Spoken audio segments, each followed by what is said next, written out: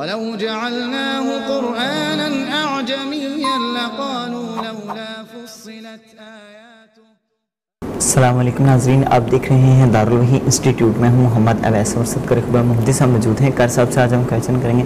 السلام علیکم کار صاحب، ہمیں یہ بتائیں کہ خواب کے اندر قمیض پھٹی ہوئی دیکھنا، اس کی کیا تفصیل ہو سکتی ہے؟ اعوذ باللہ من الشیطان الرجیم، بسم اللہ الرحمن الرحیم، الحمدللہ رب العالمین، ہن لباس لکم وانتم لباس لہن.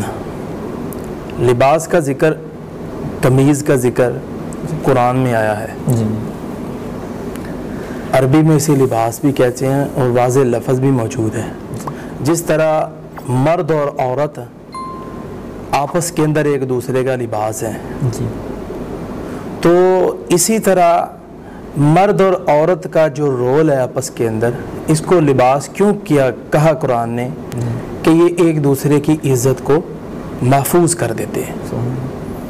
تو اسی طرح جو کپڑا ہے یہ جسم کو محفوظ کرتا ہے، اور اسی طرح شیطان پسند کرتا ہے کہ انسان کے جسم سے لباس اتر جائے، یہ ننگا ہو جائے.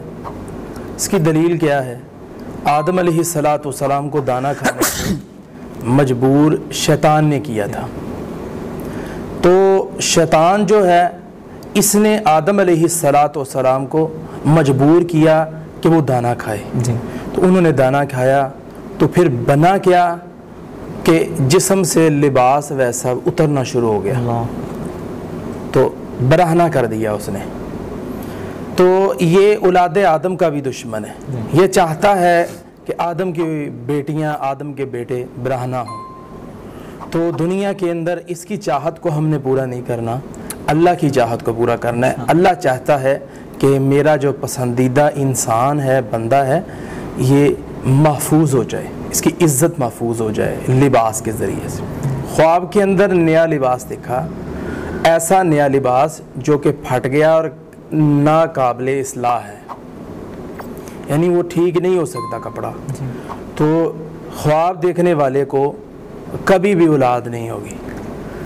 اگر قابل اصلاح ہے کپڑا، نیا پھٹ گیا تھا، سیا جا سکتا ہے، ٹھیک ہو سکتا ہے، تو پھر خواب دیکھنے والے پر جادو ہوا ہے. اور اسی طرح اس کی تیسری تعبیر یہ ہے، پھٹا پرانا کپڑا پہننا. پھٹا اور پرانا کپڑا پہننا خواب کے اندر موت کی دلیل ہے. اور اسی طرح ویسا پھٹا کپڑا پہننا اور پرانا نہیں ہے، پھٹا ہے، پھٹا کپڑا پہنا ہے.